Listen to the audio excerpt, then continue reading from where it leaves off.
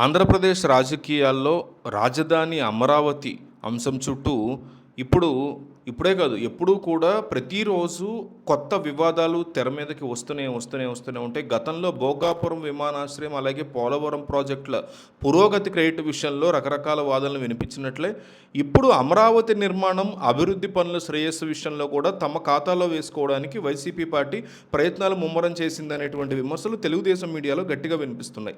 ఇటీవల సాక్షి టీవీ డిబేట్లో వైసీపీ ప్రతినిధి నాగార్జున యాదవ్ చేసినటువంటి కొన్ని కీలక వ్యాఖ్యలు సోషల్ మీడియాలో ఇవి తీవ్ర చర్చనీయాంశంగా మారుతున్నాయి అంటున్నారు. జగన్మోహన్ రెడ్డి ప్రతిపాదించినటువంటి ప్లాన్ ప్రకారమే అమరావతి, విజయవాడ, గుంటూరు మావిగన్ యొక్క అభివృద్ధి జరుగుతోంది అని ఆయన చేసినటువంటి వాదనలు చివరికి జగన్నే ఎరకాటంలో పడేసేలా ఉన్నాయి, జగన్ కొంపే ముంచేలా ఉన్నాయి అంటూ కొంతమంది టీడీపీ మీడియా అనుకూల వర్గం వాళ్ళు అంటున్నారు. సాక్షి డిబేట్లో నాగార్జున యాదవ్ ఏం మాట్లాడారంటే, జగన్మోహన్ రెడ్డి గతంలో ప్రతిపాదించినటువంటి వికేంద్రీకరణ ఆలోచనల ఆధారంగానే కూటమి ప్రభుత్వం అమరావతి, విజయవాడ, గుంటూరు, మచిలీపట్నం ప్రాంతాలని కలిపి అభివృద్ధి చేస్తోంది అని వ్యాఖ్యానించడం అనేది జరిగింది. చంద్రబాబు నాయుడు ప్రభుత్వం అమరావతిని గ్రీన్ఫీల్డ్ రాజధానిగా అభివృద్ధి చేస్తోంది అని, కానీ ఇది జగన్ ఆలోచనల ఫలితమే అని ఆయన సమర్థించుకునేటువంటి పరిస్థితి అయితే నడిచింది.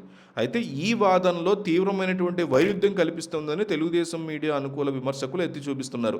అమరావతి అనేది విజయవాడ, గుంటూరు మధ్య నిర్మితం అవుతోంది అని, రాజధాని పెరిగే కొద్దీ ఈ పరిసర ప్రాంతాలు ఆటోమేటిక్గా విస్తరించబడతాయి అనేటువంటి అంశాన్ని రాజధాని ప్రణాళిక ఫస్ట్ నుంచే ఉంది ఈ ప్లాన్ అని, దీంట్లో జగన్ కొత్తగా కనిపెట్టింది ఏమీ లేదు అనేది టీడీపీ యొక్క వాదనగా ఉంది.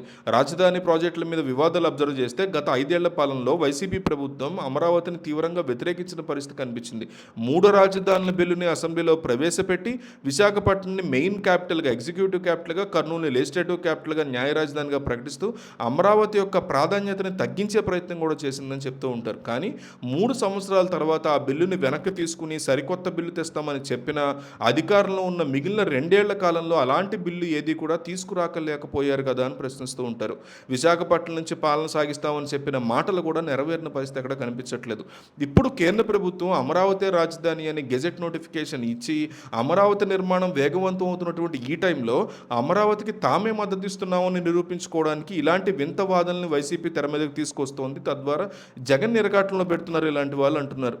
రాజధాని విషయంలో అమరావతికి ప్రత్యక్షంగా మద్దతు ప్రకటించలేక, కార్యకర్తల నుంచి వచ్చేటువంటి వ్యతిరేకతను తట్టుకోలేక ఇలాంటి పేర్లు వాడుతూ అమరావతి క్రెడిట్ని కూడా, అమరావతి అభివృద్ధి క్రెడిట్ని కూడా తమ ఖాతాలో వేసుకోవడానికి ఇట్లా చేస్తున్నారు వీళ్ళందరూ అని టీడీపీ ఎద్దేవా చేస్తుంది వైసీపీని.